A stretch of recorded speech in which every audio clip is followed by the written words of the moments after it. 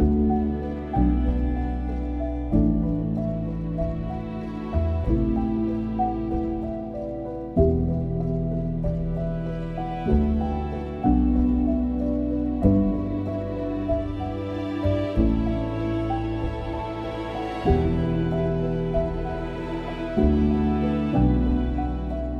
was born and immediately placed in the foster care system. Although by design, foster care is supposed to be a temporary situation, for people like me, it can be a life sentence. The unintentional trauma permeating through that system is simply just not temporary. Right now, there are over 400,000 children in foster care in the United States, with 117,000 waiting to be adopted. And those numbers don't account for those children who are free to be adopted, but have given up on an institution that is supposed to be an entitlement of birth. Family. There I was in a system that no matter how hard they tried, was never going to be able to offer me the stability that a child needs to survive. The system simply has no heartbeat and yet seeks to decide for, dictate to, and distribute all the precious heartbeats of those trapped inside. All because we don't belong to someone. For those lucky enough to have a family, your potential for emotional health, high self esteem, greater resilience, a well defined identity, higher social competence, the ability to handle stress is just so much greater.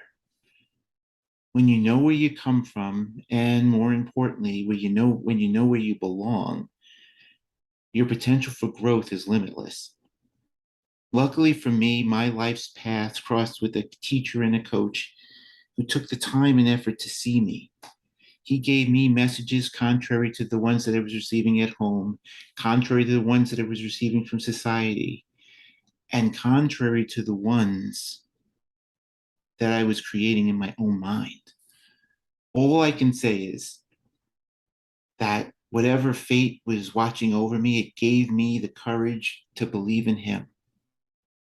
And there it was, the shift from believing in no one to believing in him to believing in me because he believed in me. That lesson became clearer and clearer as I navigated my life's journey. And even though single, when the time was right and purposeful, it was my turn. It was too precious a gift to keep to myself. And so then I opened my heart and I opened my doors to my first baby boy who had just turned 17. Xavier arrived, and all the things I knew I wanted as a child, I saw live out in him. I was addicted, in love with love, and filled with the power of what hope provides.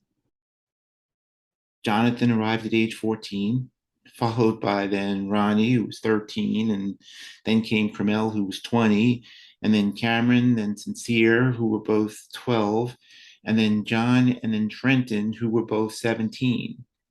8 young heartbeats released from the system that held them captive. Now they were free to belong to something that was uniquely theirs. We, as strangers, freely decided that we were more than the sum of our experiences, and what we needed more than anything was family. Now, none of this erased any of our experiences, good or bad, and it certainly was not always easy. But we now know where we belong. We now know who we belong to. And we now know that this is forever. Family, and only family, saved us all.